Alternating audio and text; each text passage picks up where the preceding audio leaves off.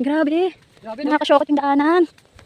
Hi guys! Good morning! Welcome to my video. So, live ganap tayo guys. Ayan, tamang Rexona lang. Oh my god, na-videohan pa. So, anyways, ayan. Kakatapos ko lang maligo kasi meron tayong lakad with my friendie. Ayan, pupunta tayo ng health center. Time check nga pala guys, it's 7 AM in the morning. So, ayan si Papa Nix, tamang prepared lang. At sorry nga pala kasi hindi nakapasok ang aking jowa bills today. Kasi kailangan ko talagang pumunta ng center para makapag na rin ang family planning. Kasi oh my god, madami na ako. Madami na kami, ayan.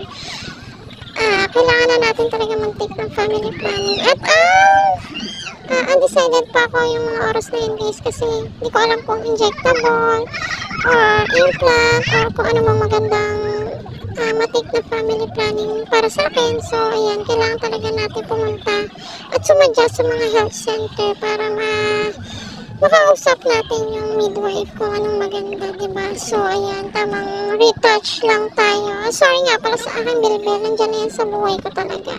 So, ayan, tamang ayos-ayos lang. Kasama ko nga pala guys ang aking friend. Siya ay ang aking kababata. At yan nga pala yung aking mga babies. O diba, ang sisipag nagtutupi ng kumot. Kasi nagliligpit na sila dyan guys. Sa Kagibisaw. Ayan. Ayan ang aking friend, si Jacqueline. At kasama niya ang kanyang mga babies, si Chantal at si Corey. So ayan, tamang lakad lang kami at tamang musang lang, you know, kasi syempre malapit lang naman yung aming barangay kasi dun mismo yung schedule ng health center sa barangay namin. So dun kami pupunta at tamang lakad-lakad lang kami while musang-musang ng very light kasi syempre hindi naman kami laging nagkikita at hindi rin kami masyadong nag-uusap-usap. So ayan, nagchichikahan din kami while walking.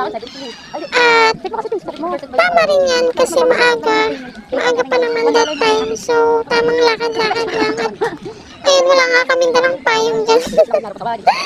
So ayan guys, dyan medyo malapit-lapit na kami guys. Ayan, paakyat na yan. And ayan, may mga pinikwento siya ng life ganap din sa kanya. Lagi naman ako nakikwentuhan yan. So makinig na lang din tayo guys. So ayan, nandito na kami. Ayan, tatanong na namin ng barangay. So nandito na kami. Kaya tara guys, samahan nyo kami.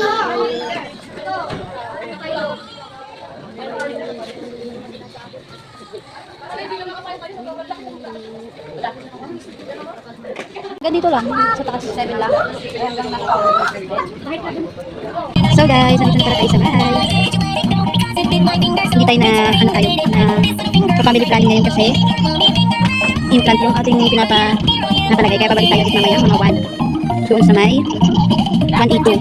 So dito guys, pagod talaga ako. 181 main kami pupunta. Napagod kami ng bongbong. Pero okay naman, mamaya babalik tayo ulit sa center. Mamaya doon sa may barangay 182 kasi implant yung 181 girl, 181 main. ating pinalalagay kaya doon tayo mamaya. So dumating na pala kami sa bahay. At kakain muna kami. So mamaya ulit. Bye! A few moments later. Uy, grabe yung... Sige. Wala kami center yan. Sana? Huy, tama ba? Arik, ikaw kaya una. Ikaw naman at tama. Teka, arik, para kami. Mali pa yung daan, di ba? Baka yung bawagan naman yung pwede ba? Ang kulit na. Patala kaming center, kabila doon sa main. Ayan. Grabe naman ang daanan dito. Nakikita ko nga yan. Ito na yung pag-post dito. Grabe. Grabe na. Nakakashokot yung daanan. Hindi na Ang dapat tataas. pangarap ngayon, pinaarap na lang. Ang tataas ng damo, nakakatakot. Ayan. Alam ko talaga nakakita siya ng cellphone. Ito yung pala dito na. Ayan. Kalabasa yung tanga. Pakwan ba yun?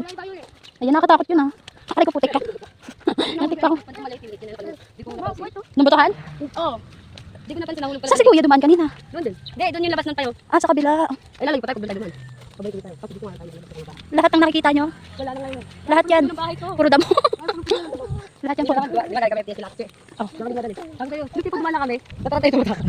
Mas matay. Kasi ang taas ng mga anang damo. Sabi ko na ilaw. Siguro ako lang naiinit na ako. Tayo siya. Tumayo. Tumayo. Uy, nabulabog yung tumata. Gagi. Dito na, itsura ng pagod. Pagod na pagod. Pagod yard. Pagod na pagod. Dito na kami guys sa ano, main.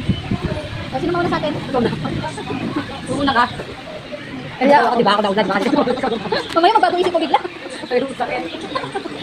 Mamaya, ako na pala naging plate. Hindi na lang ako. Ano na lang. Kondom na lang sa niningin mo. Walang ka. Tingnan na lang ako yun. Ako sila magdalan. Kung walang pa, di ba? Ano na, ubusan.